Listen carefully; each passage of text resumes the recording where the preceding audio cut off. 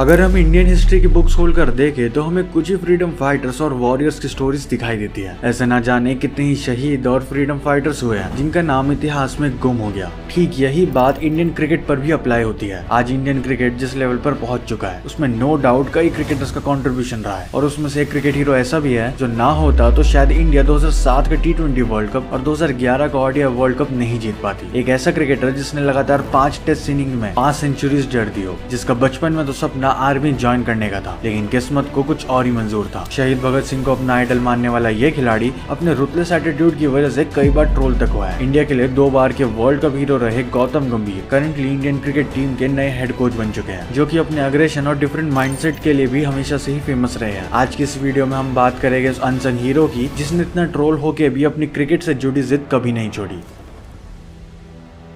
ये वीडियो किसी भी टाइप का PR वीडियो नहीं है। आई नो कई सारे टॉक से फैन आ जाएंगे कमेंट करने। ऑल्सो इस वीडियो में किसी भी प्लेयर के अगेंस्ट हेट नहीं दी गई है। I love and respect all players. Peace out. Delhi के एक बिजनेसमैन के घर पैदा हुए गौतम गंभीर ने सिर्फ 10 साल की एज में क्रिकेट अकेडमी ज्वाइन कर ली थी। उनके अंकल पवन गुलाटी ने उन्हें क्रिकेट खेलने के लिए मोटिवेट किया। गंभीर ने क्रिकेट खेलना शुरू ही किया था, उसके अगले ही साल कुछ ऐसा हुआ जिससे वो पूरी तरह से टूट गए। 1992 में गंभीर सिर्फ 11 साल के थे जब उन्होंने अपनी लाइफ का पहला वर्ल्ड कप पूरे इंटरेस्ट के साथ देखा। उस वर्ल्ड कप के एक मैच में इंडिया की टीम ऑस्ट्रेलिया से सिर्फ 1 रन से हार गई थी। इस हार से गंभीर को इतना बुरा लगा कि वो पूरी रात रोते रहे। गंभीर ने उसी दिन डिसाइड कर लिया था कि एक दिन वो अपने देश को वर्ल्ड कप की ट्रॉफी जिता के रहेंगे। गंभीर स्कूल तो जाते थे लेकिन उनका मन खेल में ज्यादा रहता था। एकेडमिक लाइफ में वो काफी एवरेज स्टूडेंट रहे। 12th क्लास में जब सब बच्चों को बोर्ड्स की टेंशन रहती थी उस टाइम पर तो गंभीर रणजी ट्रॉफी में अपनी छाप छोड़ रहे थे। साल 2000 में गंभीर ने NCA यानी कि नेशनल क्रिकेट अकेडमी ज्वाइन कर ली। वो दिल्ली की तरफ से फर्स्ट क्लास क्रिकेट भी खेल रहे थे। अपनी परफॉर्मेंस से उन्होंने सेलेक्टर्स की अटेंशन ग्रैब की और अच्छे प्रदर्शन का जल्दी उन्हें रिवॉर्ड भी मिला। 2003 में बांग्लादेश के अगेंस्ट सीरीज में गंभीर का सिलेक्शन हो गया। स्टार्टिंग के मैचेस के बाद ही गंभीर ने बता दिया कि वो कितना आगे जाने वाले हैं। 2004 में ऑस्ट्रेलिया के अगेंस्ट उन्होंने टेस्ट क्रिकेट में भी डेब्यू कर लिया था बट टेस्ट टीम में वो अपनी जगह पक्की नहीं कर पाए। दूसरी और ओडीआई में उनकी परफॉर्मेंस अच्छी रही। अब आता है साल 2007। इस साल कुछ ऐसा हो जाता है कि गंभीर क्रिकेट से रिटायरमेंट लेने का मन बना लेते हैं और साथ में वो क्रिकेट आगे कंटिन्यू नहीं करना चाहते थे। एक्चुअली ओडीआई क्रिकेट में कंसिस्टेंट परफॉर्मेंस के बाद भी उन्हें वर्ल्ड कप स्क्वाड में शामिल नहीं किया गया था। उनकी जगह पर रॉबिन उथप्पा जैसे नए प्लेयर्स पर सिलेक्टर्स ने ट्रस्ट दिखाया। सिलेक्टर्स का कहना था कि टॉप ऑर्डर में गांगुली, सचिन और सहवाग के बीच वो फिट नहीं बैठते। गंभीर को इस बात से काफी दुख पहुंचा लेकिन सिलेक्टर्स ने जल्द ही गंभीर की नाराजगी दूर कर दी। उन्हें पहले ICC T20 world cup team में जगह मिली और यही उनके करियर का टर्निंग पॉइंट साबित हुआ। पूरे टूर्नामेंट में गंभीर टीम इंडिया के लिए हाईएस्ट स्कोरर रहे। उन्होंने टोटल 227 रन बनाए थे और फाइनल मैच में पाकिस्तान के अगेंस्ट उनकी हिस्टोरिकल 75 रन्स की पारी कोई भला कैसे भूल सकता है। उनकी इस इनिंग की वजह से ही इंडिया ने पहला T20 वर्ल्ड कप अपने नाम किया था लेकिन इस जीत का क्रेडिट जितना गंभीर को मिलना चाहिए था उन्हें नहीं मिला। एंड इवन मीडिया में भी उनकी बहुत ज्यादा चर्चा नहीं हुई बट गंभीर ने इन बातों को दिल पर नहीं लिया। वो हमेशा यही कहते आए कि वो अपने लिए नहीं बल्कि कंट्री के लिए खेलते हैं। 2008 से 2011 के टाइम पीरियड को गंभीर के करियर का गोल्डन एरा कहा जाता है जब गंभीर अपने प्राइम फॉर्म में थे। सबसे पहले 2008 में ऑस्ट्रेलिया के अगेंस्ट हुई CB सीरीज में गंभीर 442 रन बनाकर टॉप स्कोरर बन जाते हैं। फिर बॉर्डर गावस्कर ट्रॉफी में डबल सेंचुरी लगा के उन्होंने सबको बता दिया कि उनमें कितना ज्यादा पोटेंशियल है। दिसंबर 2008 में इंग्लैंड के अगेंस्ट टेस्ट सीरीज में वो लीडिंग स्कोरर रहे थे। अगले साल की शुरुआत में वो न्यूजीलैंड टूर पर गए जहां उन्होंने 89 की एवरेज और 2 सेंचुरी की मदद से 445 रन बनाए। वो स्नैपियर की इनिंग को कौन ही भूल सकता है जहां पे 643 मिनट्स बैटिंग करते हुए उन्होंने 137 रन की अमेजिंग पारी खेली थी और साथ में उस टेस्ट मैच को ड्रॉ कराने में भी मदद करी थी। ये गौतम गंभीर की one of the best inning में से एक है क्योंकि इसकी वजह से इंडिया कई सालों बाद न्यूजीलैंड में टेस्ट सीरीज जीत पाई थी। साल 2009 गौतम गंभीर के लिए गोल्डन ईयर सा था। टेस्ट में नंबर 1 बैट्समैन बनने के साथ साथ उन्हें उस साल अर्जुन अवार्ड से भी सम्मानित किया गया था लेकिन अब भी मीडिया में गंभीर को वो पहचान नहीं मिल पाई जो उन्हें मिलनी चाहिए थी। उनकी इंडिविजुअल रिकॉर्ड्स की चर्चा बहुत कम हो रही थी। गंभीर T20 क्रिकेट में भी अच्छा परफॉर्म कर रहे थे और वो पहले ऐसे इंडियन बैट्समैन बने थे जो ICC T20 रैंकिंग में नंबर 1 पर आए थे। गंभीर ने टेस्ट क्रिकेट में कई सारे रिकॉर्ड्स अपने नाम किए थे। लगातार 5 टेस्ट मैचेस में 5 सेंचुरी लगाने वाले वो पहले इंडियन बैट्समैन बने थे और उसके अलावा 2010-2011 में गंभीर को 6 ओडीआई मैचेस में इंडियन टीम की कैप्टनसी करने का भी मौका मिला था और उन्होंने उन 6 के 6 मैचेस में टीम इंडिया को जीत दिलाई थी। न्यूजीलैंड टूर पर इंडियन टीम ने कीवीज को व्हाइट वॉश करके इतिहास रच दिया था। 2010 में ही गंभीर ने एशिया कप के मैच में पाकिस्तान के अगेंस्ट 83 रन की मैच विनिंग इनिंग खेली थी। इस टूर्नामेंट के फाइनल में इंडिया ने श्रीलंका को 81 रन से हरा आकर खिताब अपने नाम किया था। भले ही लोगों को ये लगता हो कि गौतम गंभीर की विराट कोहली और MS धोनी से नहीं बनती, लेकिन ये सब सिर्फ एक रूमर है। गंभीर का कहना है कि मैदान पर कुछ चीजें होती है जो उन्हें बिल्कुल भी पसंद नहीं आती, लेकिन मैदान के बाहर उन बातों को लेकर ज्यादा नहीं सोचते। एंड ऑल्सो आज की जनरेशन ये बात नहीं जानती कि साल 2008 में श्रीलंका के अगेंस्ट एक मैच में गंभीर ने 150 रन की पारी खेली थी और उन्हें man of the match award मिला था। इसी मैच में कोहली ने भी अपने करियर की पहली सेंचुरी बनाई थी। गंभीर ने एक सीनियर प्लेयर होने के नाते अपना मैन ऑफ द मैच का अवार्ड विराट कोहली को दे दिया था। कुछ ऐसा ही गंभीर ने 2012 में भी किया था। IPL के एक मैच में उन्होंने अपना man of the match award newcomer Devvrat Das को दे दिया था, बट मीडिया ने उनकी अच्छाइयों को इग्नोर ही कर दिया। मैदान पर गंभीर फ्रीक्वेंटली प्लेयर्स से भिड़ते नजर आते थे। अपार्ट फ्रॉम दिस उनका ऑन फील्ड अग्रेशन अलग ही लेवल पर था। 2007 में पाकिस्तान के अगेंस्ट मैच में उनकी शाहिद अफरीदी से तू मैं हो गई और फिर उस समय अंपायर ने बीच में आकर मामला शांत किया और ऐसे ही कुछ उनका सीन पाकिस्तान के फॉर्मर प्लेयर कामरान अकमल के साथ हुआ था। एंड देन उनकी और विराट कोहली की all time rivalry and fights तो हम लोगों को पता ही है, लेकिन यहीं पे फैंस का कहना है कि गंभीर और कोहली दोनों ही दिल्ली के लड़के हैं, तो इसलिए ऐसे में दोनों में गर्मा गर्मी होना तो नेचुरल सी बात है। और एक बार हद तब हो गई जब ऑस्ट्रेलिया के खिलाफ एक टेस्ट मैच में गंभीर ने शेन वॉटसन के एल्बो तक को इंजर्ड कर दिया और एक मैच के लिए बैन भी हो गए थे, जबकि गंभीर का कहना था कि उन्होंने ये जानबूझकर नहीं किया और ये उनकी गलती से हुआ, जबकि वॉटसन का कहना था कि गंभीर ने जानबूझकर उनको धक्का दिया था। 2011 ICC world cup team India और सभी फैंस के लिए एक ऐतिहासिक पल था। यह गंभीर के करियर का पहला और आखिरी ODI वर्ल्ड कप था और जो सपना उन्होंने 1992 में देखा था उसको उन्होंने पूरा करके दिखाया। इस टूर्नामेंट में गंभीर ने 393 रन बनाए और फाइनल मैच में उनकी 97 रन की पारी भला कौन ही भूल सकता है। उस मैच में जब इंडियन टीम बैटिंग करने आई तब सिर्फ 31 रन पर सचिन और सहवाग पवेलियन लौट चुके थे। सभी क्रिकेट फैंस के धड़कन बढ़ने के साथ साथ कई फैंस ने तो जीत की उम्मीद छोड़ ही दी थी और कई सारे लोगों ने तो टीवी भी ऑफ कर दिया था, लेकिन फिर उसके बाद जो हुआ उसे हम इंडियन फैंस आज भी याद करते हैं। पहले कोहली और फिर धोनी के साथ मिलकर उन्होंने अच्छी पार्टनरशिप बनाई और एक एंड पर टिके रहे और फाइनली 28 सालों के बाद टीम इंडिया ने दोबारा ODI वर्ल्ड कप अपने नाम किया। इस जीत से पूरा देश खुश था और उस दिन को लोगों ने दिवाली की तरह सेलिब्रेट किया। इस जीत में वैसे तो पूरी टीम ने कंट्रीब्यूट किया था, लेकिन सबसे ज्यादा चर्चा MS धोनी की हुई। एज फाइनल मैच में उन्होंने नॉट आउट 91 रन की इनिंग खेली थी और एंड में 6 मारकर टीम इंडिया को जीत दिलाई थी। धोनी की इस पारी के बीच गंभीर की पारी का ज्यादा जिक्र नहीं किया गया। मैन ऑफ द मैच का अवार्ड भी धोनी ले गए। सभी ने MS धोनी को जीत का हीरो बताया, लेकिन लोग ये भूल गए कि गंभीर ने टीम इंडिया को उस टाइम पर संभाला था जब सबसे ज्यादा जरूरत थी। अगर गंभीर ना होते तो शायद 125 करोड़ लोगों का सपना बस एक सपना बनकर रह जाता। इसके बाद एक इंटरव्यू में गंभीर ने कहा कि सिर्फ एक 6 ने टीम इंडिया को नहीं जिताया, बल्कि पूरी टीम ने इसमें कंट्रीब्यूट किया। Yuvraj Singh player of the tournament रहे, Sachin Tendulkar highest run scorer रहे, हरभजन सिंह और जहीर खान ने शानदार बॉलिंग की, लेकिन फिर भी सारा क्रेडिट कैप्टन को दिया जा रहा है, जो कि बिल्कुल भी सही बात नहीं है। गंभीर ने जैसे ये स्टेटमेंट दी, MS धोनी के फैंस ने उन्हें ट्रोल करना शुरू कर दिया, उन्हें खूब भला बुरा कहा और भर भर के गालियां दी और यहीं से धोनी और गंभीर के बीच खटपट होनी शुरू हो गई थी। 2012 में गंभीर ने कंट्रोवर्शियल स्टेटमेंट दी। गंभीर ने कहा कि उन्हें धोनी की स्ट्रैटेजी समझ नहीं आती। एक्चुअली वो धोनी की रोटेशन पॉलिसी की बात कर रहे थे, जो कि धोनी ने 2007 के वर्ल्ड कप के लिए लागू करी थी। उसके बाद उन्होंने कई चीजों पे बात करनी शुरू करी और 2014 के T20 वर्ल्ड कप और 2015 के ODI वर्ल्ड कप के लिए कंसिडर तक नहीं किया गया। गंभीर ने अपनी कैप्टनसी में KKR को 2 बार IPL कप जिताया, 2012 और 2014 में। IPL में उनकी पॉपुलैरिटी बढ़ती जा रही थी, लेकिन इंटरनेशनल लेवल पर उनका डाउनफॉल शुरू हो गया था। IPL के मैदान पर कोहली से पंगा लेने और धोनी के अगेंस्ट स्टेटमेंट देने की वजह से गंभीर इंडियन फैंस की नजरों में खटकने लग गए थे। लोग भूल गए कि गंभीर ने 2007 और 2011 के वर्ल्ड कप में कितना इंपॉर्टेंट रोल प्ले किया था। बाकी मैचेस में भी उनका सारा कंट्रीब्यूशन लोग भूलने लग गए। मीडिया ने भी उनकी इमेज एक इगोइस्टिक और झगड़ालू प्लेयर के रूप में दिखानी शुरू कर दी थी। 2012 के T20 वर्ल्ड कप के बाद उन्हें टीम की वाइस कैप्टनसी थमा दी जाती है, लेकिन इसके बाद सेलेक्टर्स ने गंभीर के बजाय कोहली को वाइस कैप्टन बना दिया, वो भी बिना किसी रीजन के, जो कि गंभीर को आज भी समझ नहीं आया। गौतम गंभीर के एटीट्यूड और उनकी कंट्रोवर्शियल स्टेटमेंट की वजह से उन्हें धीरे धीरे ड्रॉप करना शुरू कर दिया गया। 2012 में गंभीर ने अपना लास्ट T20 मैच खेला और फिर 2013 में उनके ODI करियर पर फुल स्टॉप लग गया और टेस्ट टीम में भी उन्हें शामिल नहीं किया जा रहा था। मीडिया में ऐसी खबरें सामने आने लग गई कि धोनी और कोहली से अनबन की वजह से उन्हें टीम से बाहर रखा जा रहा है। Even BCCI selector Sandeep Patil ने भी कहा कि गंभीर को उनकी एटीट्यूड की वजह से टीम से ड्रॉप कर दिया गया। गंभीर ने इसके बाद रणजी और फर्स्ट क्लास क्रिकेट खेलना शुरू कर दिया। 2013 से 2016 तक उन्होंने फर्स्ट क्लास क्रिकेट खेला और अच्छा प्रदर्शन किया। 2016 में गंभीर ने टीम इंडिया में कमबैक किया और न्यूजीलैंड के अगेंस्ट सीरीज में जगह बनाई, लेकिन उनका ये कमबैक लंबे समय तक नहीं टिक पाया और 2016 नवंबर में इंग्लैंड के अगेंस्ट उन्होंने अपना लास्ट टेस्ट मैच खेला। इसके बाद गंभीर को दोबारा कभी टीम में शामिल नहीं किया गया। 2018 में उन्होंने इंटरनेशनल क्रिकेट से रिटायरमेंट लेने का ऐलान कर दिया एंड इवेंचुअली गंभीर को एक अच्छा फेयरवेल नहीं मिल पाया जिसकी एक्सपेक्टेशन हर प्लेयर रखता है। उनके सभी कंट्रीब्यूशन को भुला दिया गया। उनकी रिटायरमेंट के बाद लोगों को धीरे धीरे ये एहसास होने लगा कि गंभीर जो भी कहते थे वो काफी हद तक सही ही कहते थे। एंड उनकी स्टेटमेंट जिसमें वो कहते हैं कि सिर्फ एक सिक्स ने हमें वर्ल्ड कप नहीं जितवाया,